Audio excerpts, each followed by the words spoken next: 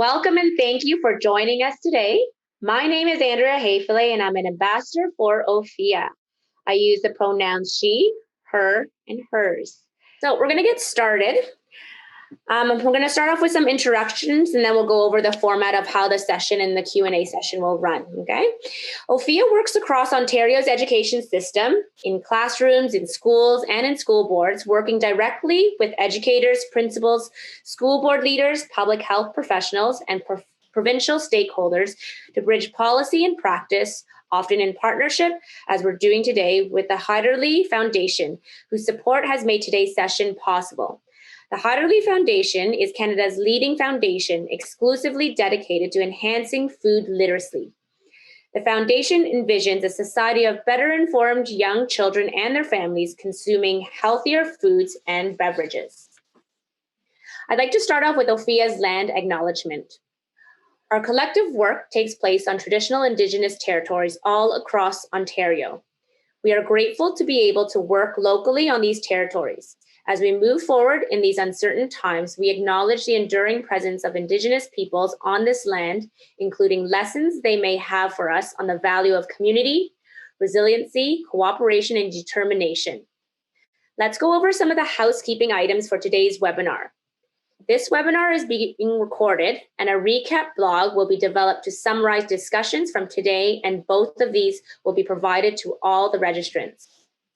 All participants are in listen mode only, and we will be using the Q&A feature. When you want to ask a question to our panelist, to Kara, please use this feature to type in your question. So if you look down low on your screen, you'll see that right there. You can choose to ask the question anonymously, and within this mode, only our team will be able to view the questions. We invite you to move around throughout the webinar as we get connected and learn together. So just to review the focus of today's lesson, we're going to be examining how, why, where, and what we eat, grounded in Canada's Food Guide. We'll be exploring nutrition myths and facts. We'll be answering your questions about food trends, diets, eating habits, grocery shopping, cooking, and preparing meals, and also discussing strategies around supporting educator well-being with a focus on healthy eating and nutrition. Please note that all content found in this webinar was created for informational purposes only. The content is not intended to be a substitute for professional medical advice, diagnosis, or treatment. Always seek the advice of a physician or other qualified healthcare provider with any questions regarding a medical condition. Never disregard or delay seeking professional medical advice or treatment because of something you heard on this webinar or any webinar. To ensure that we create a safe environment for this webinar, our intention is that the language we are all using and the questions we are asking and answering are respectful. Our priority is to also create a safe online space for the chat. To help set a common understanding of respect, we are sharing guidelines for respectful discussion from the Students' Commission website that is based on the principles of respect, listen, understand, communicate in the chat box. When we show respect, we listen. When we listen, we understand. And when we understand, we can communicate. Today, we will be hearing from Kara Rosenblum, who is a registered dietitian. I'll be guiding the conversation and look forward to your questions within the chat box. Kara Rosenblum is a registered dietitian, Toronto-based, with 20 years of experience. She began her career as a dietitian at the Hospital for Sick Children and started her own nutrition communications company, Words to Eat By, in 2007. She's a professional public speaker, nutrition writer with the Washington Post, and co-author of Food to Grow On, the ultimate guide to childhood nutrition from pregnancy to packed lunches. She's also raising her own healthy eaters with her husband, Scott. Her daughter is 13 and her son is 9. I will be moderating this session. I'm a health and physical education teacher in the York Region District School Board. I'm also an OFIA ambassador for OFIA. And I'm also a member of OASHV, Ontario Association for the Support of Physical and Health Educators. I've been part of many regional and provincial initiatives that support the health and physical education curriculum, healthy schools, and also DPA. I'm a strong advocate for quality H&PE programming for all students of all abilities. In addition to questions submitted during registration, we welcome you to use the Q&A feature once again. and we will try our best to get to everyone's questions. However, we only have a limited of time. We will be providing a summary blog recap on this webinar along with the recording in early February. Kara, are you ready? I'm ready. Let's do it. Awesome. So we've grouped our questions into topics, and we do have all your questions that you've asked as you were registering. We're going to start off with a topic about where to get reliable nutrition information. So there were a lot of questions about credible information, working with dietitians versus nutritionists, and also where to get reliable nutrition information from. Kara, what is your advice from discerning facts from fiction? It's a great question, especially for educators who are then going to share this information with their classes, because as you know, online, anybody can have a platform. In social media, anyone can have a platform. So it's really important to separate fact from fiction in this case. So with that said, I've put together a checklist that I like to go through when you are online.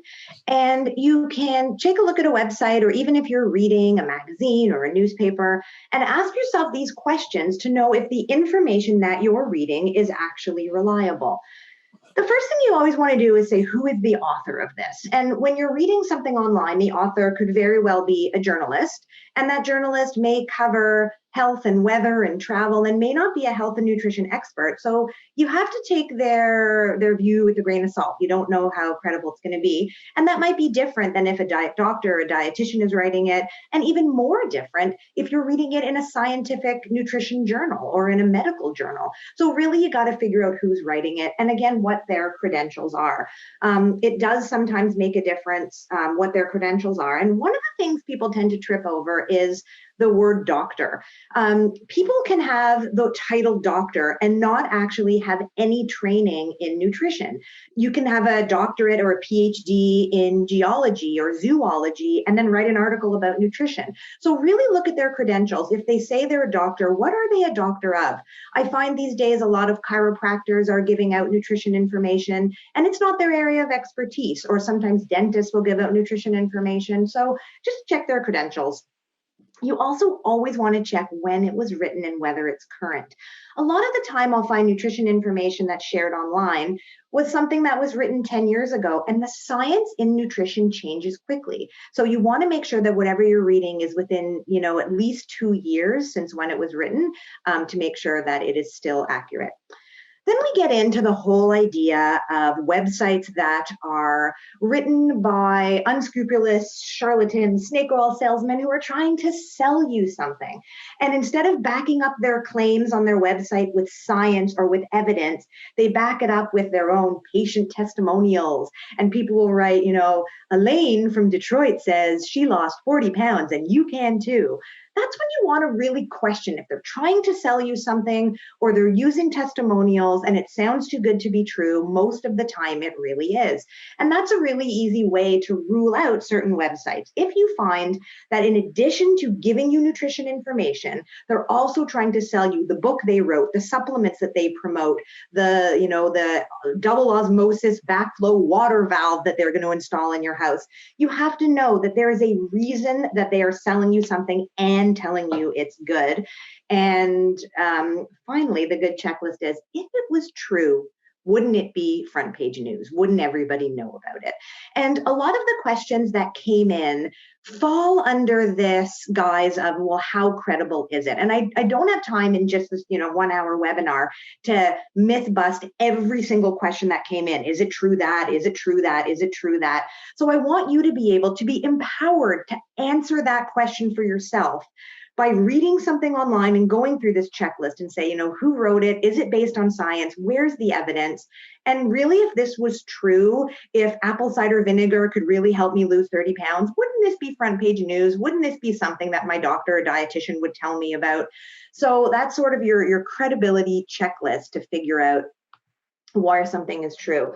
There was also a question about whether dietitians or nutritionists are the same and if they're interchangeable, and I'll explain how that works. So in Ontario, a registered dietitian is a protected title. So similar to how you go see a physician or you hear about registered nurses or registered massage therapists or a physiotherapist, these are what are called allied health professionals, and they are regulated healthcare that have a college that governs what they can do.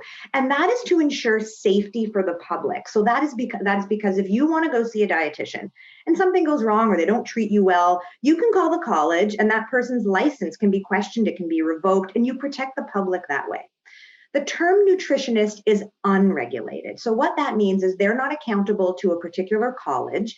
And that means that anybody listening in on this phone call right now, you can call yourself a nutritionist. You cannot, by law, call yourself a registered dietitian. Dietitians have a 4-year university degree followed by a 1-year hospital-based internship or master's degree, and then write qualifying exams to become a dietitian. There are no such qualifications for a nutritionist. And that's not to say that someone who calls himself a nutritionist isn't also a dietitian or doesn't also have a 4-year degree in nutrition and just didn't go on to write their board exams. But you don't know that because they are a nutritionist. So you always want to ask questions if you're talking to a nutritionist and just ask what their credentials are. Do they have a university degree in nutrition or did they study a 2-week diploma online to become a nutritionist? Because there's a big difference in that, of course. No, thank you, Kara. I really like how you are inviting our followers who are attending this session right now to ask the right questions, and not only to others, but to, I guess, any kind of resource that we're looking to for answers, right? Definitely. And I like how you touched the whole concept of how people are using testimonials as a way to market their product or their resource or their book. So it's really important that you are clarifying where to get this credible information. And that checklist was very, very useful. This totally leads into our next topic about the food guide, right? We received many questions about the basics of healthy eating, including how to plan a balanced diet, what foods or nutrients are required each day, how to figure out how much to eat or more. Can you talk a little bit about healthy eating and if the food guide is helpful? For sure. So if you had asked me this question before the new food guide came out in 2019, I would not have recommended Canada's food guide. And I'll be really honest about that. Tell us why. The new tool as it's out is science-based and evidence-based, and it is not based on any agenda. What I mean by that is previous iterations of the food guide brought industry to the table. So the dairy industry, the beef industry, the Vegetable Oil Council of Canada, they all weighed in on that food guide, and they made sure that things like dairy and meat and margarine and mayonnaise were literally mentioned by name because of their profit, their bottom line. What they decided to do with the 2019 food guide is take out any sort of interest. So they're not trying to sell you something the way it used to be. And now it is a guide that is actually based on research. So I'm going to bring up on my screen to show you the food guide. So we can go through something. So the front end of the food guide, which I'm sure you've all seen before, is really about healthy eating and how to build healthy meals. So it's really easy, even though there were probably 30 or 40 different questions that came in that were all on the topic of how do I balance my macronutrients? How do I plan a healthy meal? How do I plan 3 healthy meals a day? How do I eat right? How do I eat right for disease prevention? How do I eat right to prevent cancer? How do I eat right for heart disease? There were so many questions that luckily can all be answered using Canada's food guide. So I'll just take you through very quickly an outline of Canada's food guide. First, we'll talk about the plate because that is really how to balance and plan meals. So the old Canada's food guide used to have 4 food groups, and then within each of those 4 food groups, there was an even more complex listing of how many servings you needed a day and how big each serving was. And when they were developing this 2019 food guide, they surveyed Canadians to find out how helpful that was on the old food guide and how many people understood it. It turns out 1% of Canadians understood it. That means 99% of Canadians didn't understand the old food guide, and that's why I wouldn't recommend it. With this new guide, what they tried to do is make something that is much more user-friendly. And they figure everybody's going to, sit down to a meal or prepare a meal. How can we tell them as they're thinking about what to make, what to grocery shop for, what to buy, what to prepare, what should they be thinking about? And it goes like this. You want to try to get half of your plate or your bowl or your takeout container, whatever vessel you're eating out of, you want to fill half of that with vegetables and fruits. That's because they have the fiber, the antioxidants, the vitamins and minerals and carbs that our bodies need. You want to fill a quarter of your plate with whole grains, and they specify whole grains, and I will explain why in the next section on a slide about why whole grains are different than refined grains. And then you want to fill a quarter of your plate with foods that contain protein. Studies show you need about 30 grams of protein at a meal and 3 meals a day, sometimes 20 grams if you are a smaller body size female. They might not need as many calories as a larger body size male. We eat how many calories we need based on weight, size, and shape and gender. So when you're eating protein foods, what they did with this new food guide is they took the whole meat and alternatives and milk and alternatives food guides, they collapsed them into one group called protein foods. So for the people who ask the questions, do I need dairy? Is dairy still in the food guide? What happened to dairy? It didn't disappear. It's still in here. It's now just called protein. So the protein foods can be animal-based. So things like meat, poultry, fish, seafood, dairy, eggs, things like yogurt, cheese, or they can be plant-based, things like beans, lentils, chickpeas, nuts, seeds, peanut butter, tofu, that kind of thing. So what they're kind of getting at with this whole plate model, if you look at it from a lens of plant-based eating, which is very much about eating more plants, the half your plate of vegetables and fruit, that's all plants. The whole grains come from plants. The quarter plate of protein can either be meat-based or plant-based. So this plate can be all plant-based or it can include a little bit of meat, but overall this leads you to consume a diet that is largely plant-based. And that is the focus of the food guide, as well as the idea of choosing more of these foods that are whole, not largely processed, and choosing fewer foods that are highly processed. And what gets at you too, if you follow this, is you don't need to worry about counting servings of vegetables or how many cups of milk you need or doing any of the other counting we did on the old food guide.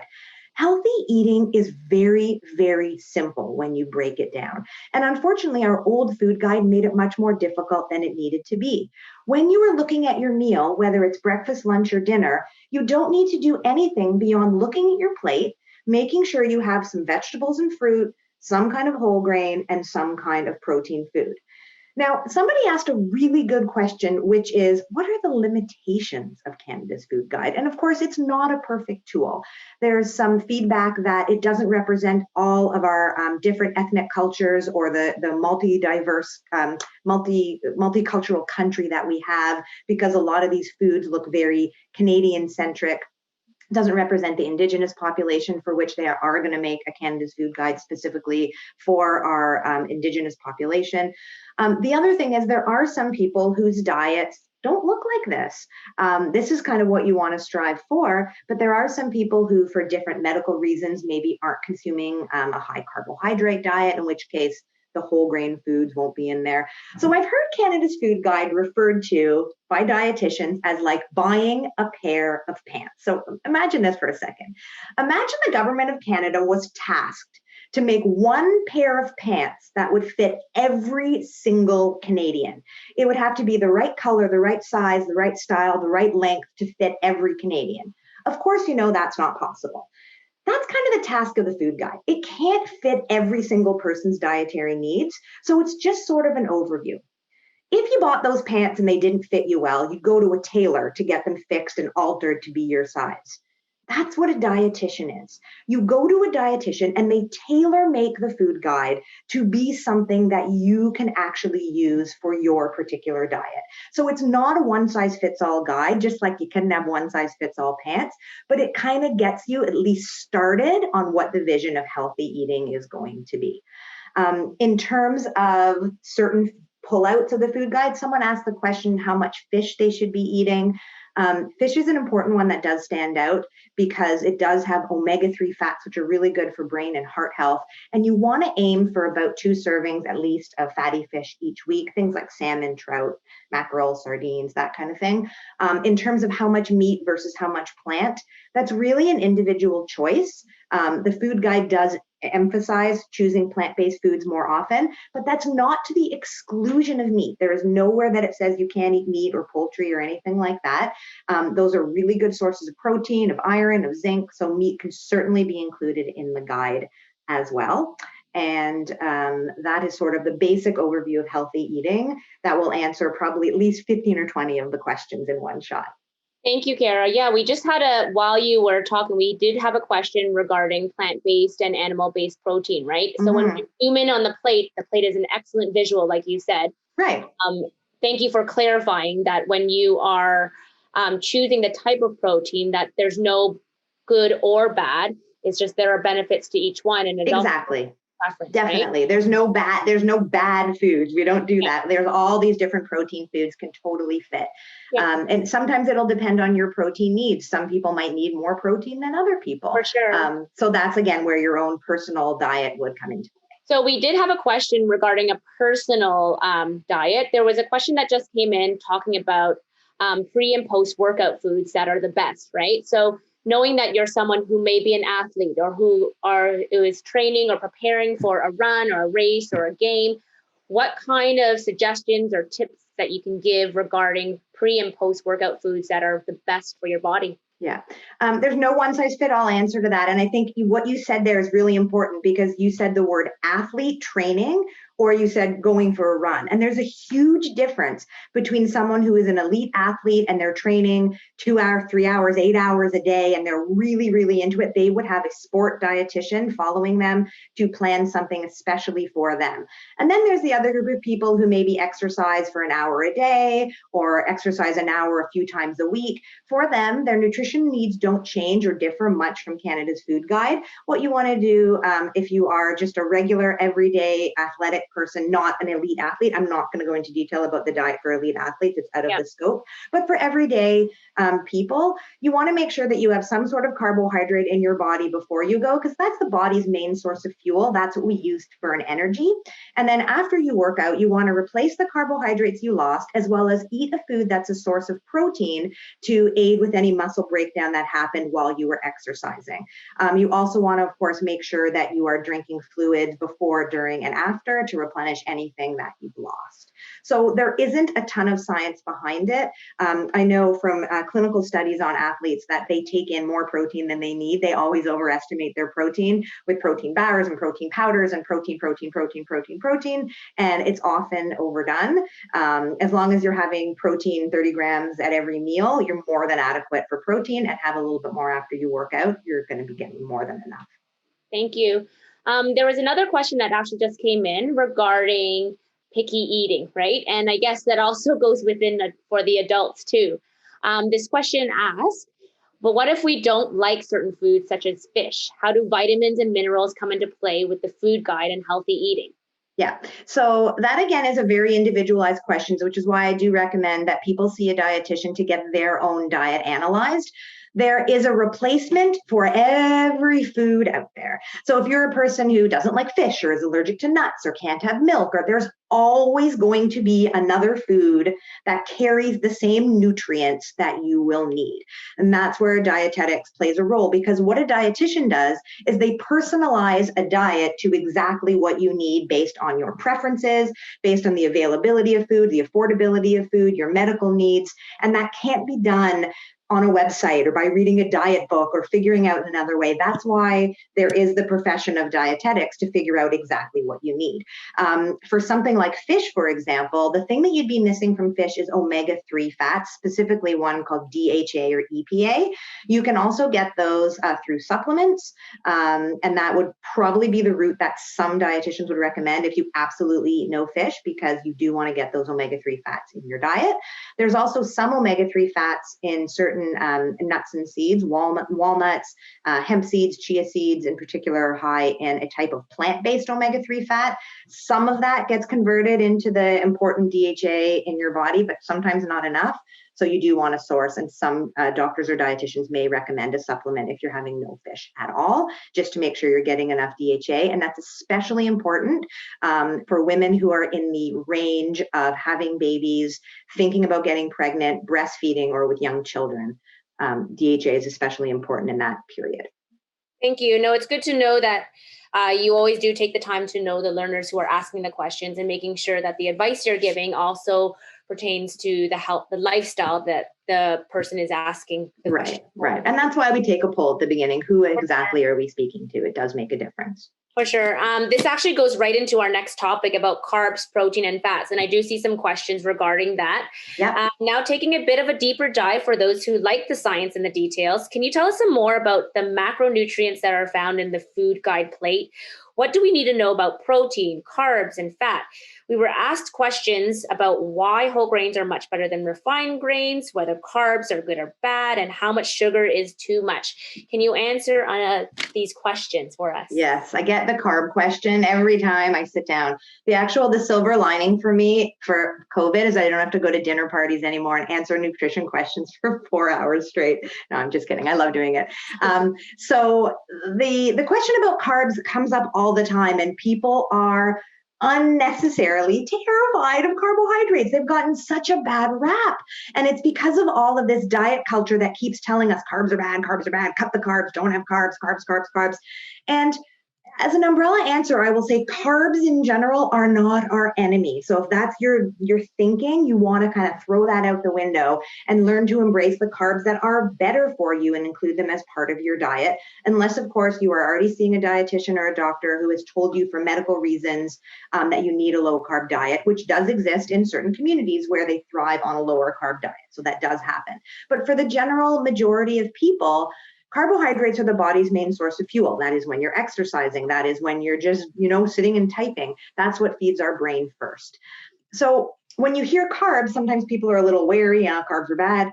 But let's talk about what foods contain carbs and which ones we want to have more of and which ones, if you're going to cut back, you can cut back on. So we talked about the food guide being split up into a plate model. Vegetables and fruits. Hey, guess what? Those are carbs. People are shocked to hear that. But in the diet, there's only 3 places where calories come from: carbs, protein, and fat. That's where calories come from, and alcohol, but that's not part of the food guide, unfortunately. So carbs, protein, and fat. Vegetables don't have very much protein, maybe a gram. They're not high in fat. So where are the calories coming from in vegetables and fruit? Oh, it's carbs. Carbs aren't a bad thing. All vegetables and fruits are carbs. And people always think of carbs as like a bowl of pasta or like bread. Oh, it's so bad. They're not bad. Vegetables and fruit, all carbs, good for you. Then there's the grains. And there are certainly some grains that have more nutrients than other grains. And that's where we talk about the conversation of whole grains. And that's where I like to show this slide because it really breaks it down into an easy to understand way. So you have this slide in front of you where you can see a picture of a grain. Imagine this is 1 kernel of brown rice or 1 kernel of popcorn before you pop it, or 1 kernel of wheat, like called a wheat berry. And when you have a whole grain, it's got these 3 amazing, nutritious, nutrient-dense layers. The outer layer is called bran, and that's the fiber-rich layer that contains some B vitamins. And if you've ever heard of, all bran or bran buds or bran muffins, bran is good. Everyone thinks bran, constipation, keep me regular, bran is our friend, bran is fiber, bran is good. So we want that bran, right? It's a good part of our diet. And then there's the middle layer, which is called the endosperm, and that's the carbohydrate-rich part.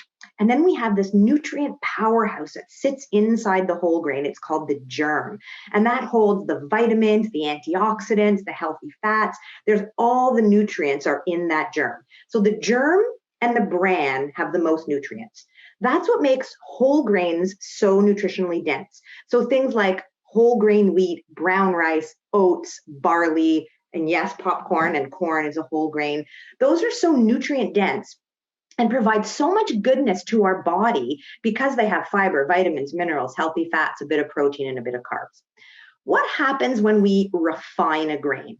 When we take off that bran, so imagine you have brown rice, you take off that brown bran layer, it makes white rice. If you have whole grain wheat and you take off the bran layer and take out the germ, you get refined wheat, which is used to make white flour and crackers and white bread and all that kind of stuff. What you're essentially doing when you refine a grain is you throw out the most nutrient dense part. You take off the bran, you take off the germ, you throw it out, and you're just left with carbs. And that's where some healthcare professionals will say to you, don't have a lot of the refined carbs. They just provide carbs without any vitamins, minerals, or fiber. It's better to have the whole grains to get the whole nutrient package. Not at all to say that you can't have white rice or white bread. They're delicious. They're a great part of our diet. A lot of us eat them every every single day, that's totally fine. But kind of try to be conscious of choosing some whole grains more often, now knowing how nutrient dense they really are, because they are good for you. The other carb that you can't not talk about is sugar. So whereas fruits and vegetables and grains have the vitamins and the minerals and the fiber, sugar is just pure carbohydrate. It doesn't have much nutritional value. And that makes it not have as many health benefits for you. So a little bit of sugar is fine in the diet, but where we get into trouble in North America is the very high intake of added sugar that we have. So added sugar is things like white sugar, brown sugar, molasses, honey, maple syrup, high fructose corn syrup, glucose syrup, all these sugars that get added to our food supply. The sugar in fruit is natural sugar. It is not included as an added sugar. So it's totally fine to have sugar in your diet. Sugar is sweet. I couldn't live without my favorite way to get sugar, which we will be using in a moment. That's chocolate, for those who can't see that clearly. So sugar is fine to have in your diet, but you have to make sure that you're not getting so much sugar that it's actually going to cause health problems. So what is that cutoff? What is that range of sugar and these refined carbohydrates that are sort of safe in a healthy diet? There's actually an answer to that. The World Health Organization has been studying this for years, and they've actually come up with a magic number. And they say, as long as you are getting no more than 12 teaspoons of added sugars in your diet, you are going to be in a healthy range. Now, I'm not recommending everybody go out and put 12 teaspoons of sugar in your diet. If you're getting less than 12 teaspoons already, that's fantastic. What they're saying is that when you get more than 12 teaspoons of sugar in a day, of added sugar, not fruit, of added sugar, it actually starts to lead to an increased risk of developing heart disease, high blood pressure, diabetes, type 2 diabetes, certain types of cancer, certain dementias. So high sugar diets are linked to problematic behavior. It's not the sugar itself, it's how it affects hormones in the body and affects blood sugar levels. It's a whole scientific equation. But that is to say that if you can stick with 12 teaspoons, you're doing something really good for your health if you can get under that. So then the next question I always get when I'm teaching this is, okay, so I go to the grocery store and I grab a bottle of pop and it says 55 grams of sugar. Well, I know I want to stay under 12 teaspoons, but teaspoons, grams, like how do I make sense of that? Well, there's a really simple way to do that. When you look at the sugar number, if you divide it by 4, you will get teaspoons. So if you go to a bottle of pop like this, you'll see that if you divide 55 by 4, you get about 14 teaspoons of sugar. So that bottle of pop alone is more sugar than you need in the whole day. In fact, sugar-sweetened beverages are the #1 source of added sugar in the Canadian diet.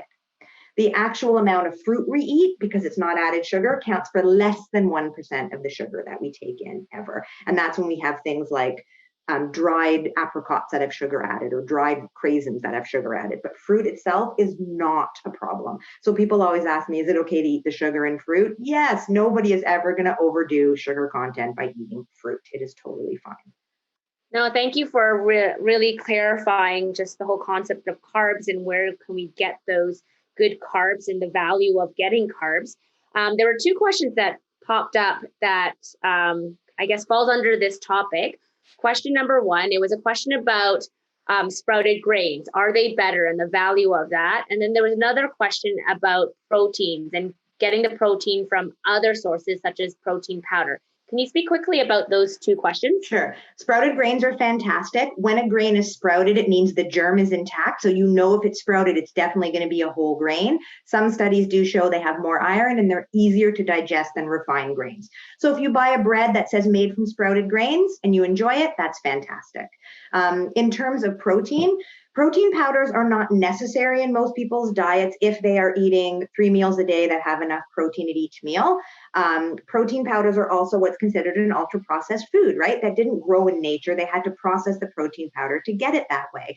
So it really depends. If your breakfast is nothing without protein powder and your way you get your protein at breakfast is by making a smoothie or something, oatmeal with protein powder, then you can use it. It's not a mandatory thing to have, but if you enjoy it, it certainly can be part of a healthy diet if you choose. Thank you. And it also even moves into understanding where our food comes from, right? There was a quick question that came in about avoiding GMO foods. Is that of value? Should we be aware of that? Yeah, we're going to get to that when we talk about the this or that. So we'll skip to that. Okay. We'll do our diets and then we'll talk about GMOs. Awesome. So our next topic is about popular diets and fad diets. We asked everyone to come to the webinar with a piece of food or a drink that you can taste or has an interesting texture to the webinar. I have my cup of tea here. Can you lead us through this mindful activity before we get into this topic? Sure. What I want to really do when I talk about dieting and diet culture is really get down to the idea what the food guide talks about, which is mindfulness or mindful eating. And that's the idea of remembering our appetite. So when babies are born, they have this innate ability to know when they're hungry and know when they're full. If you've ever had the pleasure of feeding a baby, you know that they kind of fuss when they're hungry and they stop eating when they're full. And we're born with this innate instinct, which goes away because of the environments we live in. When we're told to clear our plates, or when we're told, that we should be eating more, try just one bite, it overrides our sense of intuitiveness. And the idea is, rather than having a food guide that tells you exactly how many portions of food you need at a meal, the new idea is have a plate in front of you and fill it with foods. And if you're still hungry, have a little bit more foods and determine your portions based on how hungry you are.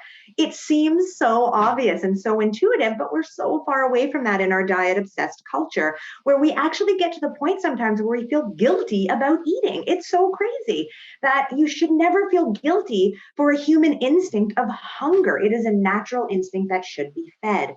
What we also do in our society is we've come so far away from sitting down and enjoying our food, or thinking about where our food came from, or how the farmer worked to get that food to the grocery store and to your table. And that is a really big conversation, which is, enough for another day. But I just wanted to get you in touch with thinking, and this is a fun exercise to do with certain students as well, not while we're wearing masks during COVID, but maybe next year after the vaccine comes through, about taking food and really thinking about it and looking at it. So grab whatever you have. I have a little piece of chocolate here, which I can't wait to enjoy.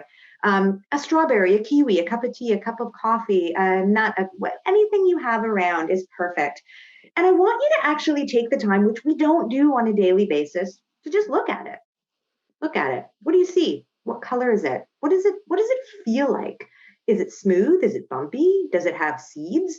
I remember when I first did this activity with a dietitian from Calgary, and she handed out strawberries and a piece of chocolate to all of us. And we looked at the strawberry, and I'd never noticed the seeds on a strawberry before and the pattern they made. And I'd eaten 10,100 strawberries in my lifetime without ever really looking at it. So you want to take a look and really see what it looks like. Then you want to smell it.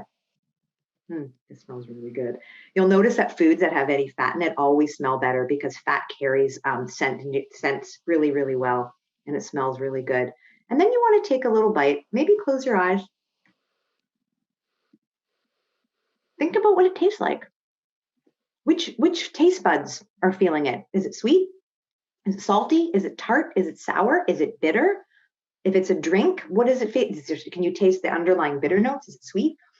All these different things really help you get in tune with the food and what it tastes like. And it helps you slow down. And of course, I'm not advocating you take every single bite, because it would take you 10 hours to finish a meal. But just take a minute before you eat to look at your plate, look at the color. Is there color? Is there variety on your plate? What does it taste like? How does it make you feel to eat it? And just slow down and enjoy your food as this chocolate melts in my mouth and is so enjoyable. Thank you. So this goes totally with the Canada's Food Guide, and also taking the time to be mindful when you are eating and drinking, right? The questions within this topic, a lot of terminology about intermittent fasting came up in about 20 of the questions that were submitted. Yeah. So it's totally the top of at our list right now. Can you talk a little bit about the most current diet trends, including intermittent fasting and keto? What do you recommend for weight control? Sure. So often when we talk about diet and the word dietitians, people think, oh, diet, weight. The word diet has two definitions. The first definition of diet is the foods you eat. has nothing to do with weight control. That's what the name dietitian means. It's helping you figure out the right foods to eat. Unfortunately, in our weight-obsessed culture, the word diet usually goes by its second definition in the dictionary, which is foods you eat to help you lose weight or plans to help you lose weight. So we live in a culture where the word diet has the first meaning of it, which is just the foods you eat, has been totally eclipsed by the idea of weight loss diets. And I get asked this question all the time about what is the best diet. So I'm going to let you in on a little secret and tell you what the best diet is. The best diet for you, and I'm pointing to each one of you individually, the best diet for you is one where you enjoy the foods, you can afford the foods are accessible to you, the foods meet your medical needs, and you can stay on that diet for the long term. It's not short term that you're going to miss something. So what is that diet? Well, it couldn't possibly be the same diet for all of you. That would be absolutely impossible. We don't all have the same likes and dislikes. We don't all have the same food budget or access to food, depending on where we live, where we shop, especially during a pandemic. We don't all have the same medical needs. People they might be pregnant, they might have type 2 diabetes, they might be eating gluten-free for celiac disease. We couldn't possibly all follow the same diet. And that's why it bothers me when we look at fad diets and diet culture. Whenever a diet book comes out or a celebrity loses weight and we all are like, well, it worked for her, so it's going to work for me. It's such a ludicrous thought to think that what worked in a book that somebody wrote about themselves is going to work for you. You're not the same person. So a diet is only going to work for you if it works for you. So that's why I don't like diet culture and I don't recommend diet books. And we could never say there's one right diet for everybody.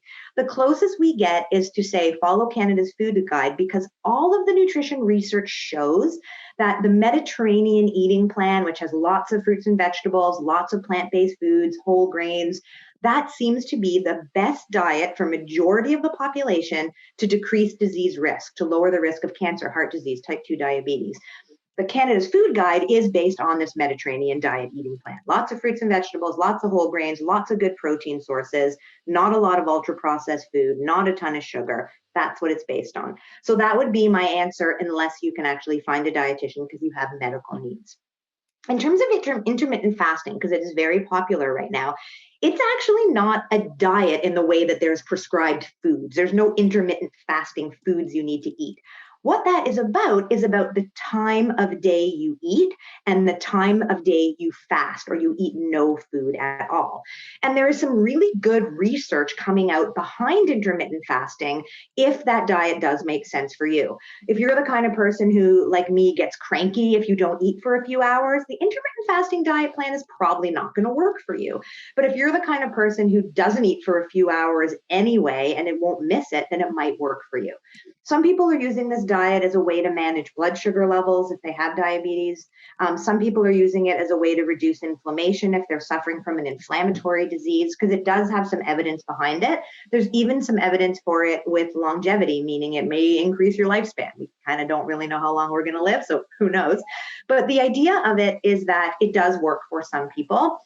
Some studies show it's more successful in men than women, because some women who use intermittent fasting will have problems with hormone levels or even losing their menstrual period, depending on when you're eating and when you're fasting. Some people are using intermittent fasting for weight control, which can work because you're cutting back the number of calories you're eating, because there could be like up to 16 hours of a day where you're not eating any food in one of the intermittent fasting patterns. Another one is you eat for 5 days and fast for 2 days. So it really just depends on going back to your checklist. Does this diet make sense for you in terms of, is this a diet you could stick with for the long term? If you like to eat and want to eat 2 or 3 times a day, intermittent fasting probably isn't the diet for you. It might be. So again, there's no right diet for everybody. If you are thinking about starting an intermittent fasting diet, one caution is you're not going to lose weight if in the hours where you're fasting, you fast, and in the hours where you're eating, you're consuming so many calories that you're making up for everything that you missed out on when you were fasting, or if you're binge eating in those hours. So I would check in with a dietitian before starting it, because it does have some safety precautions around it, and it is certainly not for everybody. Ketogenic diet is similar. It has a medical history of being used for children who have epileptic seizures seizures. That's what the diet was developed for. They've since found some clinical use in certain patients with type 2 diabetes who do really well on a high-fat, low-carb diet. The problem with it, again, is that because it has so much fat in the diet and so little carbohydrate, is the variety of foods you eat are lower, and a lot of people tend not to stick with it for the long term. So if you go back to my list of the 5 things you want your diet to be: accessible, affordable, tasty, meets your medical health, and able to be used in the long term, keto doesn't always have that, meet that checkbox for some people who aren't going to be able to stay with it for long because it's so limited in terms of foods. Works for some people, not for everybody, but that's where a dietitian would come in handy to help you with that. Oh, thank you, Kara. There were a few questions I'm just reading right now in the Q&A box about one person talking about how they only eat one meal a day, but getting that meal as balanced as possible, and someone else talking about veganism. So it's really nice that you are ensuring that there's not just one be all and end all quick fix, right? And I love that those came in, because those are perfect examples of, those are complete polar opposite diets. And, there's not one right plan for everybody. And that's probably why nutrition is so confusing for people. Exactly. And also balancing the finances, right? There was a question that came in, where do I get affordable food? So if you're going to go into juicing or natural foods, vegan foods, can your lifestyle afford this, right? So making sure that whichever way you're going, that it is realistic for yourself and your lifestyle. Exactly. We're going to jump into a really fun topic. We categorize this as this or that. So what I'm going to do is I'm going to ask you for some advice, and I'm going to go through 7 different things, and I want you to answer this to support what our learners out there who are asking right now. So our first one, coffee or tea? Both, or either, whichever one you like. They're both fantastic. They're both 99% water, so they're hydrating. They both have tons of antioxidants in them. The only caution I would say around coffee is it does have more caffeine than tea. So I wouldn't go over more than 3 or 4 cups a day, or it might start to disturb sleep or give you heart palpitations.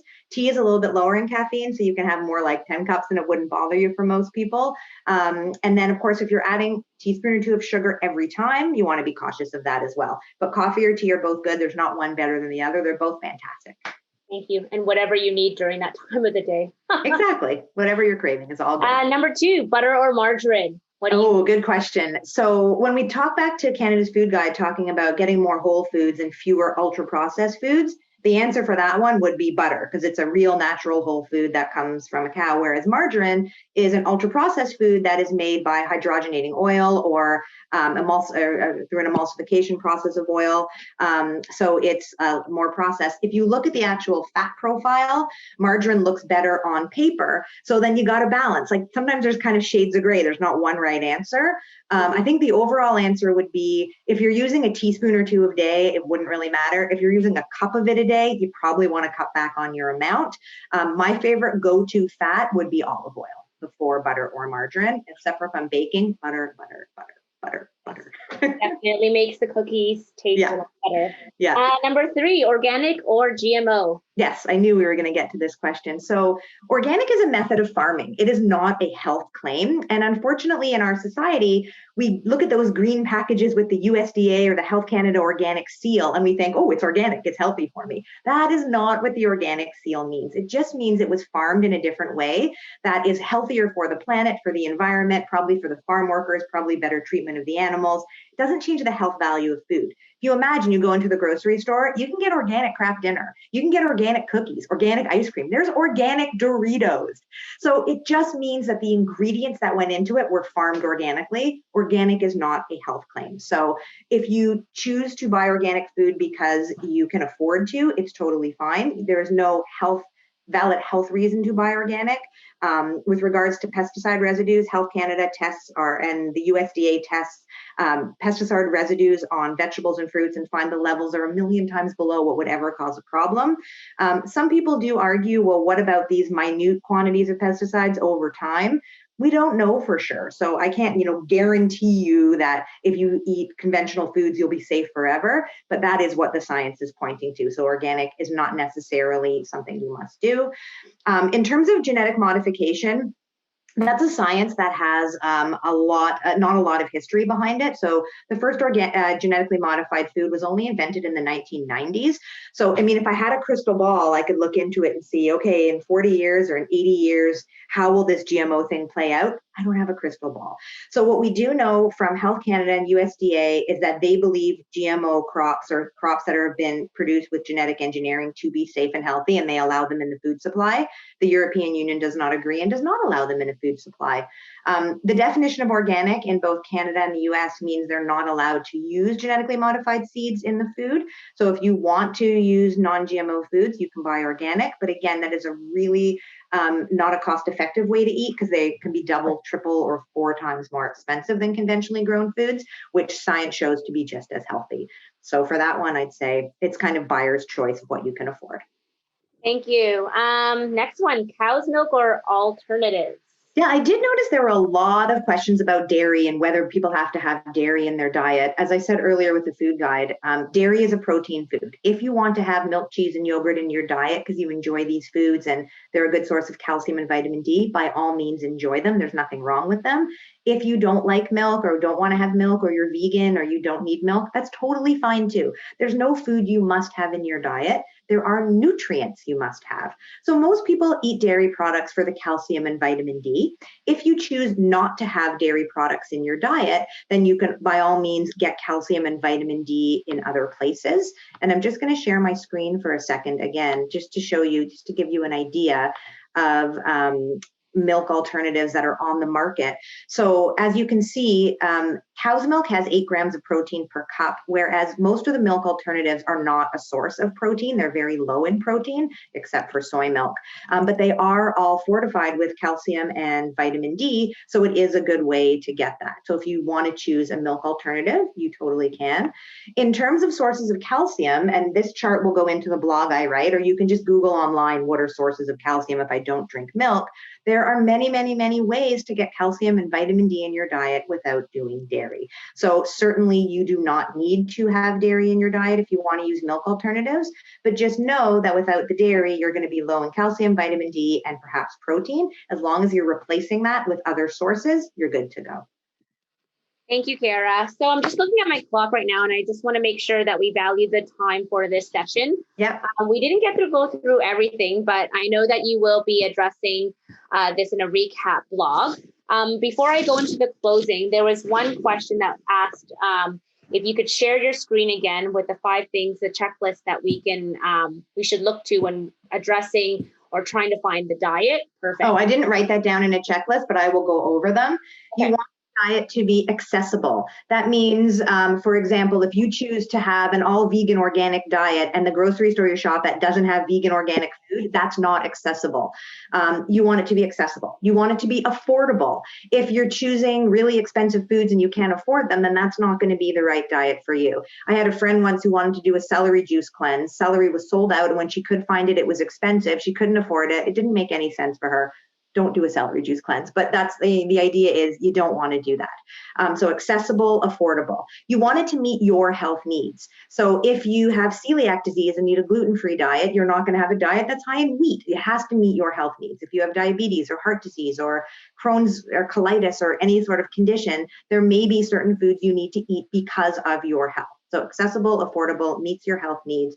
It has to be something you can do for the long term. It's not something you're going to go on and off and on and off. It's something that you enjoy, that you can do for the long term. And finally, it has to be acceptable to you. You have to like the foods. I had a friend who was vegan forever, and someone told her the keto diet was going to be better for her and started trying to eat meat and hated every minute of it. And I said, well, clearly that's not the right diet for you. So those are the 5. Thank you, Kara. This was a very active session. I thank you to all our participants who were throwing the questions at us. We welcome it. Thank you for guiding the conversation, Kara. There will be more webinars and learning opportunities coming up in this school year. Please stay connected by signing up for eConnection, and we're going to throw that link into our chat box, and following us on social media using our handle at OFIA Canada. Once again, I'm just going to reiterate, stay tuned as we will also be sharing the recap blog and recording from this webinar with you in early February. We're also going to share a quick survey within the chat box right now to ask for your feedback on today's webinar. Once again, thank you, Kara, so much for your time, expertise, and energy. Thank you to all our participants for logging on and asking these valuable questions. We hope that you enjoyed your session with us, but make sure not only healthy eating is important, but enjoying what you eat. Thank you. Exactly. And that's one final thing that I would add is that one of the things I realized in the 200 or so questions that came in was the really, really, really, really minute details of like the things people were worried about one specific food. Keep in mind, it is your whole diet and eating plan and lifestyle that matters more than one tiny individual food.